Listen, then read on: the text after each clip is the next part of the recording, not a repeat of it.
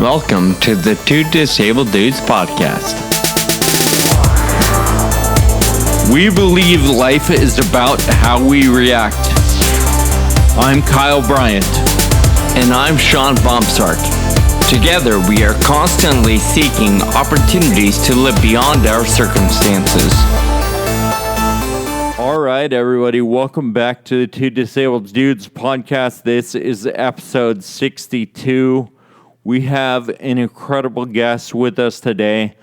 I am really excited. I watched his movie a little while ago, and I think you guys are going to really be impressed with some of the insights this guy has to share with us. Our guest is Gabriel Cordell, and he is an actor and a film producer, and he was injured a few years ago.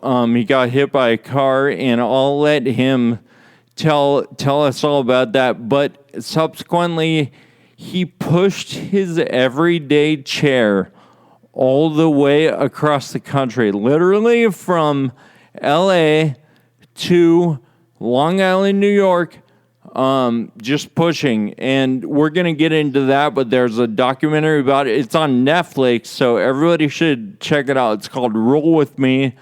But really, we want to hear from the man himself. So, Gabriel Cordell, welcome to the Two Disabled Dudes podcast. Thank you, guys. Thank you guys so much for having me. Awesome. We are honored. So, first of all, I want to get started with how you were injured. I read it on your website, but we kind of wanted to hear from you and maybe the results of how things are going after that. Right. So I got into my accident on October 17, 1992. And as you said, I am an actor. I'm also a motivational speaker now. But at the time, I was an actor pursuing my dreams. And I had my first professional audition on that morning. And I decided when you live in New York, especially if you live on Long Island or any of the five boroughs, you usually take the train into the city. It's just much easier to do mass transit than to drive in. But on this day, the only day I decided to drive, I was entering an intersection that I entered 1,000 times before, and from my peripheral vision, I can see a car coming at me, and it was not going to stop, and I knew I was going to get hit. And all I could do was brace myself, and I got T-boned. My Jeep flipped. I flew out of my Jeep, and I hit the telephone pole with my back. And subsequently, I crushed my spinal cord, and my life changed forever. Wow. And so I'm a T6. T6. So pretty much it's almost three quarters of my body, and I just turned 22 years old when it happened. Wow, that's quite a time for it, right? I mean, obviously there's no good time. Quite a time to have your whole life totally take a turn. Absolutely. I finally figured out at the age of 18 what I wanted to do, and I was passionate and I was driven, and nothing was going to stop me. And I always, when that happened, when my accident happened, a couple of things went through my mind. When I was laying on the cold pavement, waiting for the ambulance to come, first, I knew I was paralyzed, and I knew I was going to be in a wheelchair. I don't know why I thought that, but, there are things in life that happen to you that you instinctually know without anyone having to tell you. And so I didn't need a doctor's diagnosis to tell me that I'm paralyzed and I'm going to be in a wheelchair. That was the first thing that was going through my mind. And the second thing that was going through my mind was a promise that I made to myself when I was 18 years old, that by the time I turned 45, I was going to accomplish something extraordinary in my life. And And that moment, I realized that the extraordinary thing that I'm going to accomplish in my life was going to be in a wheelchair. And I didn't know what that was or what it was going to be. That was going through my mind when I was right as soon as my accident happened. Would you say today that the extraordinary thing that you've done is what the movie is centered around? Yes. Yeah, absolutely. And it took me 25 years. 25 years. Listen, as people who have to deal with disability, whether you're born with it or whether it happens to you, and overcoming it, that's extraordinary in itself. Mm-hmm. Okay? Yeah, so I'm not taking anything away from what we have to overcome in the disabled community. And that is an inspiration on its own. But for me, this was a matter of fact. This happened to me, right? There's nothing I can do about it. But what I have to do is figure out why it happened to me. And I always believed that my accident was an accident, but it wasn't by accident. Mm. And so it was my duty and my obligation to figure out why this happened to me. And it took me 25 years. 25 years. So if you don't mind, Gabriel, I'd love to maybe hang out in that 25-year space for a little bit. We know what the outcome is today. You've got an incredible documentary that came out, I believe, in 2017. So that's the easy part, that's kind of the spotlight. But 25 years, man, that's a long time. And I assume a lot of mental challenges to just work through. And just a couple episodes ago, we talked about this idea of being born with a disability versus a disability brought on by somebody else's negligence. So if you don't mind, I'd like to hang out there for a minute. What kind of, if any, turmoil did you go through knowing that somebody else ran a red light or whatever, hit you and kind of put you in the position that you're in? Did you struggle with that? Was there anger, bitterness? Talk to us a little bit about that. Yeah, that's, a lot of people ask me that, and I have, and to be honest with you, I never, that quote, that statement that I just made before, that I always believed my accident was an accident, but it wasn't by accident. So it's not like the woman got up woke up that morning and said, "Oh, I'm going to do something reckless." Listen, Sure. You drive long enough, you're going to run a stop sign, you're going to run a red light. It happened to be bad timing, and at that time in my life, because I was sure of who I was as a man, and I knew what I wanted to do, and I was very grounded, and I was very at that time I was very religious. And I knew that it wasn't because I was a bad person or because I did something.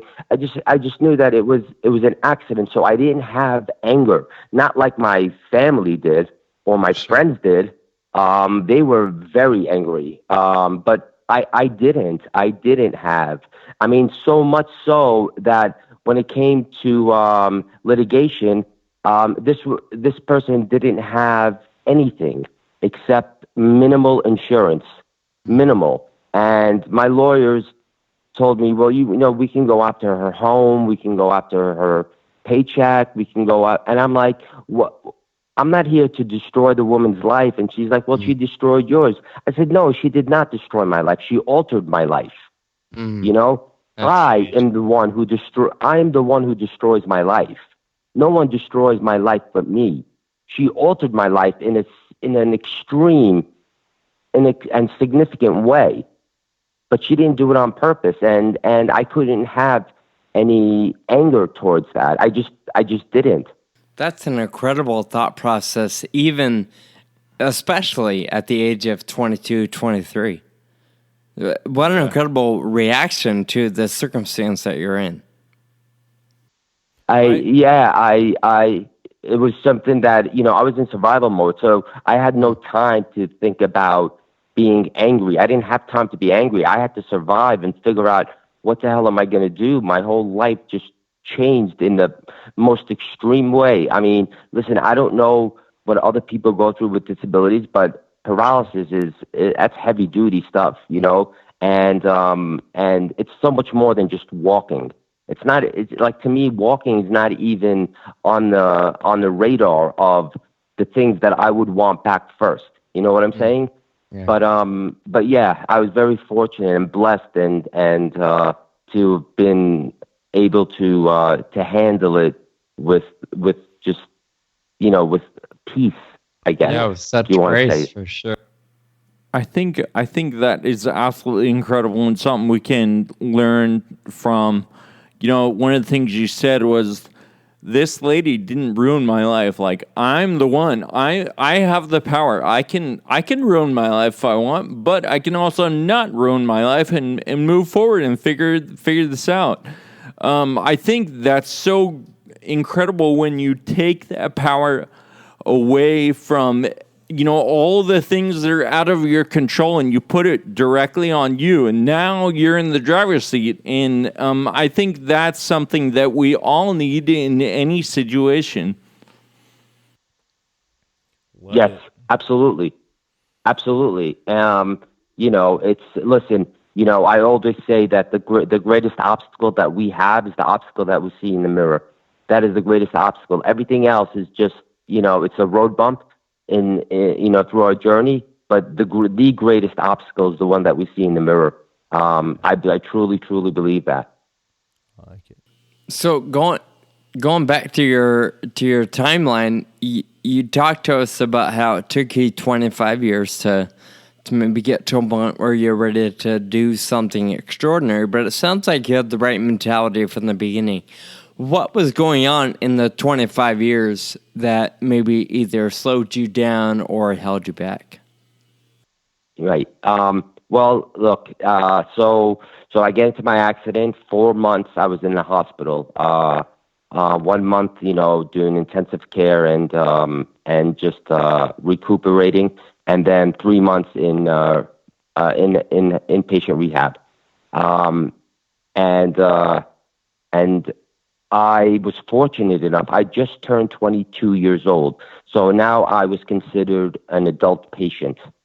So when I got transferred to the rehab facility, I got put in the adult ward, and they brought me into this room where, God bless them, there were 2 men in their 80s on life support, ready to flatline at any moment. This is the room. This is the room that they said, okay, well, here's where you're going to live for the next few months to rehabilitate yourself. And I was just like, that was the first time since my accident that I felt angry. The first time in my accident since I felt angry. And I had my brother literally roll my bed outside to the nurse's station, and like, they're looking at me like I was nuts. And before they even could say a word, I said to them, look, I said, this, my life has just changed in the most extreme way, and I'm here to rehabilitate myself. And you guys put me in a room with these 2 men, and if you do not get me a room where there's a sense of life and a sense of hope and positive energy in it, I swear to God, I will have my brother roll my bed down 2nd Avenue back to the hospital. So after an hour and 45 minutes, because I refused to go back in that room, they said to me, we found a bed for you, but there's a problem. It's in pediatrics. And the cutoff age is 21. So, you know, telling them that I just turned 22 years old, you know, we got to change their mind, and I got to stay in the pediatrics ward, which is, I can tell you right now, the greatest decision I have ever made in my life, and probably will be the greatest decision I will ever make in my life. Why?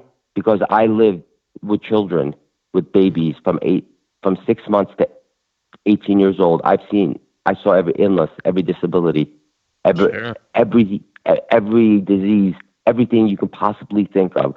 And it made me realize how fortunate I was to have had 22 years of health and normalcy. And because of them, I was able to embrace my circumstances and appreciate what I still have. And 6 weeks after I was released from the hospital, 6 weeks, I was back in New York City pursuing my acting career. Sorry. Just hearing you talk about being around the younger folks, the children, I think that goes back to that whole idea of being in survival mode, because they don't know anything else but what they've been given or the cards they've been dealt. So they're kind of, for lack of a better word, they're automatically trying to make the most out of life. So I think being around kids is empowering for most of us. Anyway, keep going. I'm loving the details.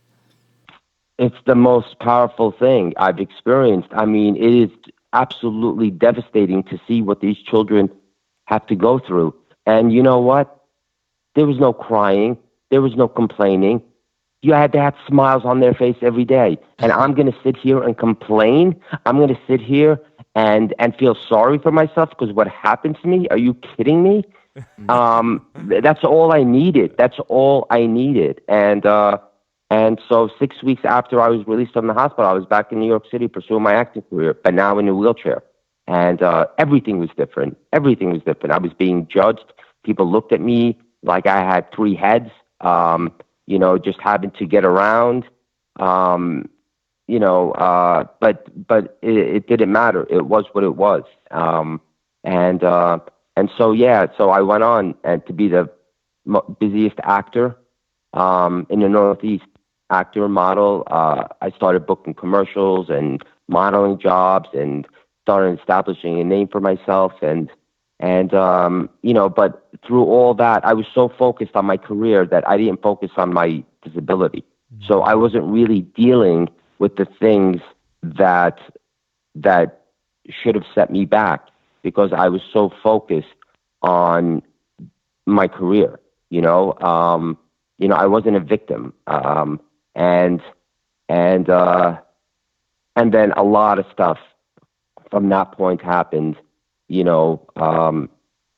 after I moved to California in 97, 5 years to the day of my accident, I moved to California by myself. And that's when things really started going haywire for me.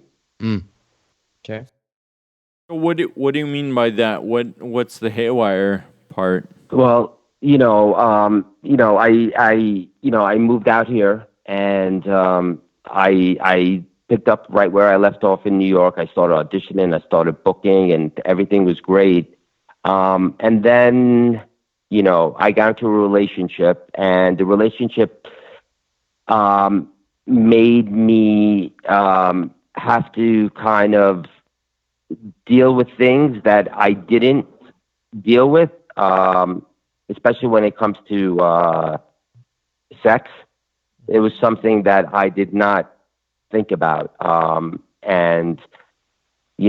Now I realize how much it has affected me. And I went into a downward spiral, and drugs became my life, and gambling and sex. And I was out of control for 5 years. I was a heavy drug user.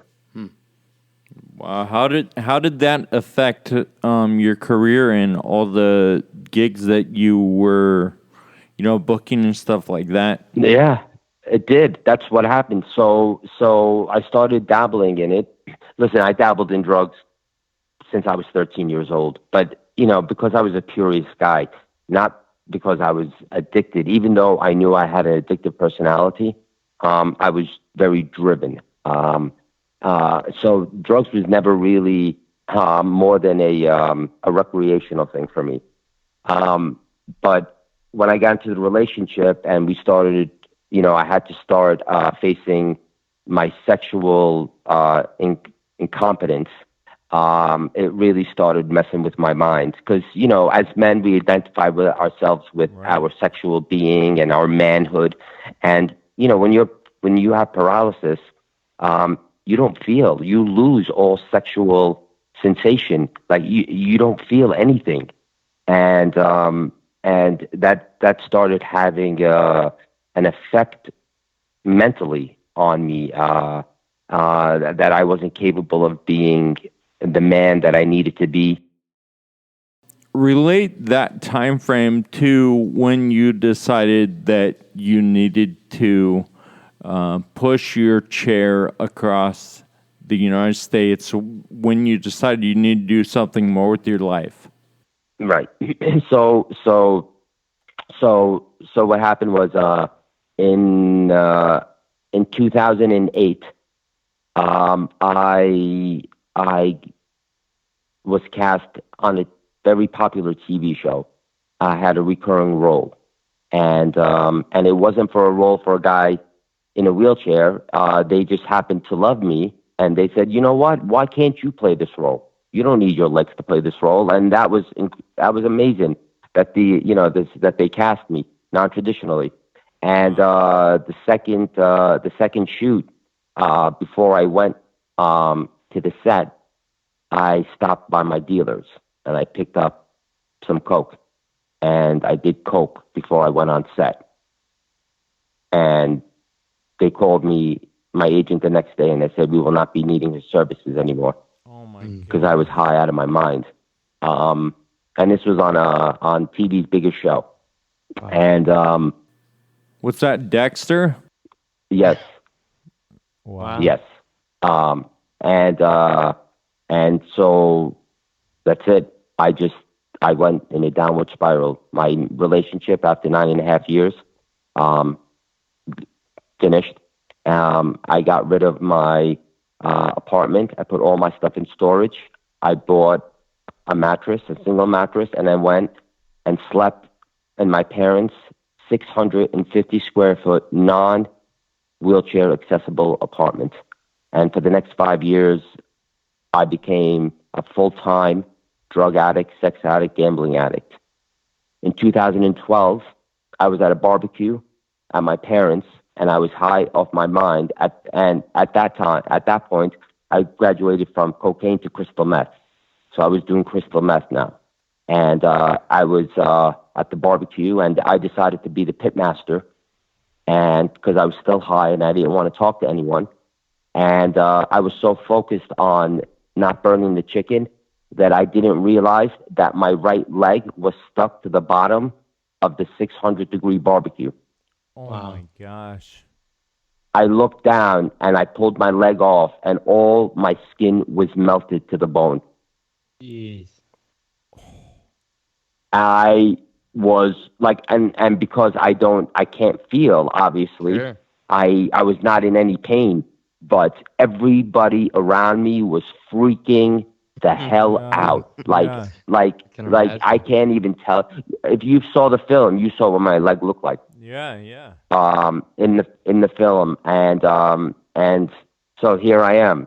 It's 2012.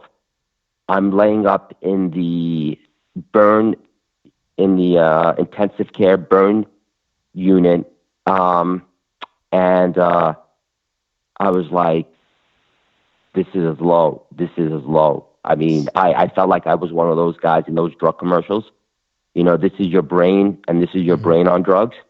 And that's what I felt like. And thank God, a couple of years back, I met a guy who, when I was high again, he stopped me in the middle of a parking lot and said to me, listen, I'm building a new wheelchair. I'm inventing a new kind of wheelchair, and I want to get your opinion. You know, I want to pick your brain on it. Do you mind? Give me your time, and I'll pay you for it. And all I kept thinking was, oh, you're going to pay me for it? That's more money for drugs. Sure. Yeah. Anyway, so we had the interaction for a couple of years, and then when I was in the hospital, he calls me in 2012 and says, I finished my wheelchair, and I want you to come and check it out. And I was like, sure. Now, remember, my leg is still burnt, and they didn't know if I had to be amputated, but it didn't matter. You know, this guy, for whatever reason, I just had to go and see this guy. And so I went and I checked out his new wheelchair, and I got on it and I started riding it, and it's like nothing like you guys have ever seen before. And something clicked in me, and all of a sudden I was like, wait a minute. And then I was like, I can give this guy the greatest propaganda, the greatest,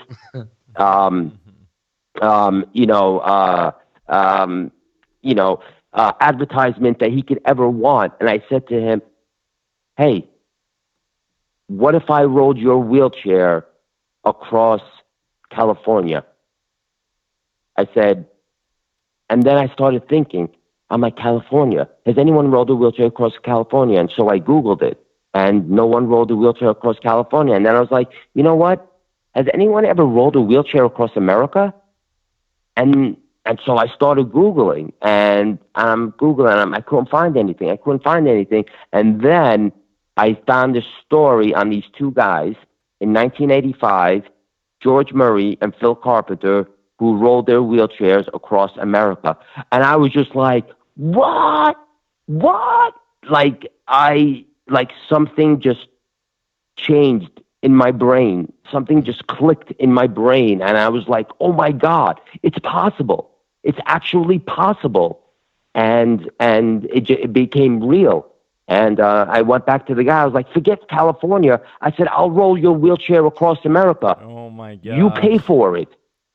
And he looked at me like, what? Like he looked at me like I lost my mind. And I'm like, no, I will roll your wheelchair across America. And this is just 1 month. And remember, I'm still doing my crystal. I'm still doing my drugs while this is happening. Mm-hmm. And he's like, let me think about it. And so this was February of 2012. June of 2012, he calls me and tells me, listen, I can't do it. It's just going to cost too much money. Oh and I don't have the money to do it. And I'm like, you know what? That's okay. And I stopped convincing him, but the idea of rolling across America stuck. The seed was planted. And then I realized this is the extraordinary achievement that I've been searching for 25 years. This is it. This was it. Everything started to make sense. And on June 30th at 11:59 p.m., I took my last line of crystal meth. I smoked my last cigarette. I took my last hit of weed, my last drink. The next morning, I woke up. I joined the YMCA. And I quit everything cold turkey, and 8 months later, I was on the road rolling across America. Oh my gosh! Talk about the power of a goal. Like you set your mind to do this thing, it festered in you for a little while. Then all of a sudden, you're able, like you said, to cut out the crap or the negative stuff in your life, cold turkey, and focus on doing that thing you promised yourself you'd do 20 some odd years ago, and that's doing something extraordinary by the time you're 45. What a powerful goal that was. Yeah, and I think, with a goal that huge, you have to, it occurs to me that you have to do that. Like anything in your life that is not focused on that goal kind of goes by the wayside. And at some point you figure, you know what, this is just dragging me down, right? Is that kind of how it went? Well, look, I knew it was dragging me down, but I knew this wasn't the be all end all. This wasn't me, right? Even through my addiction and even through the abuse of drugs. And when I was as low as, listen, and I always said that, when someone says, did you hit rock bottom? I said, you know how many rock bottoms I hit? There's more than one rock bottom. And then I realized rock bottom for me was 6 feet under. I would be literally under the rock. But it was, I knew, okay, this promise I made to myself was serious. People, talk about promises, but this was serious to me. So when I figured it out, it wasn't hard to stop. The greatest force in my life at that time was my addiction. It was greater than the force of the love my family gave me, the love I had for myself, the respect I had for myself. There was no greater force in my life than the force of the addiction. And I needed to find a greater force that can suck me out of that. And unfortunately, my parents' love and my family and my friends, that wasn't enough. The role is what, that was the force that I needed in my life to get me out of my addiction. And through that, I found my purpose. And I found, that my actions can have a profound effect on people. This wasn't about me inspiring people.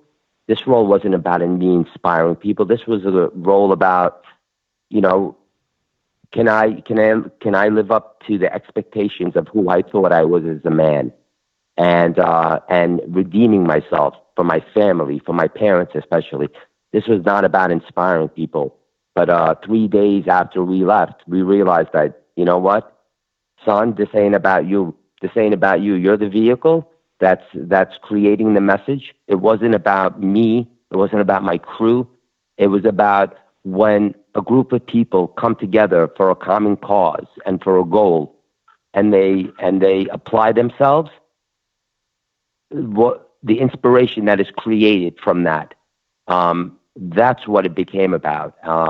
And it was the reason why I was able to continue every single day, was because of the energy, the love, the support, the prayers that we got every single day from these people. It was just life-changing. It was life-changing to be able to touch people on that level.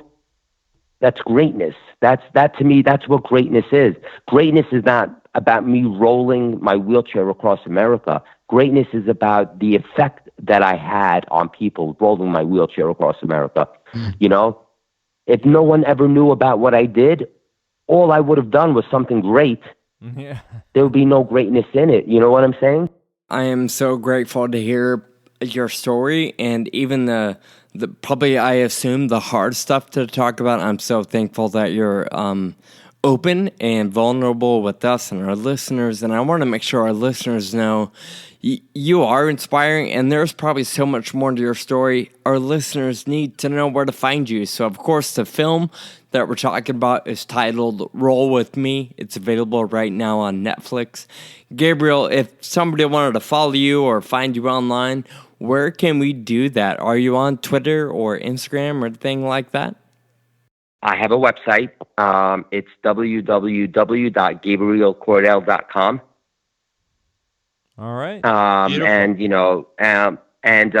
then Roll With Me USA is my Facebook. Okay. Nice. And and I'm continuing. This. I just in September I just became the first person to summit Pikes Peak mountain in Colorado. Pushing. Yeah. Awesome. It was 14,115 feet. And so no one ever did that unassisted in a manual wheelchair. And then this July, hopefully, God willing, I'm going to try to attempt rolling Death Valley. Awesome. We'll be sure to link all this in our show notes to make it easier for our listeners to find you. I'm so touched by your story and, of course, your willingness to be here today and chat with us. Thank you so much, Gabriel. Thank you, guys. Thank you for listening to the Two Disabled Dudes podcast. Find us online at twodisableddudes.com and please subscribe on the iTunes. Connect with us on Facebook, Twitter, and Instagram. Special thanks to our production team, Jake Tompkins and Matt LaFleur. Until next time, keep living with urgency.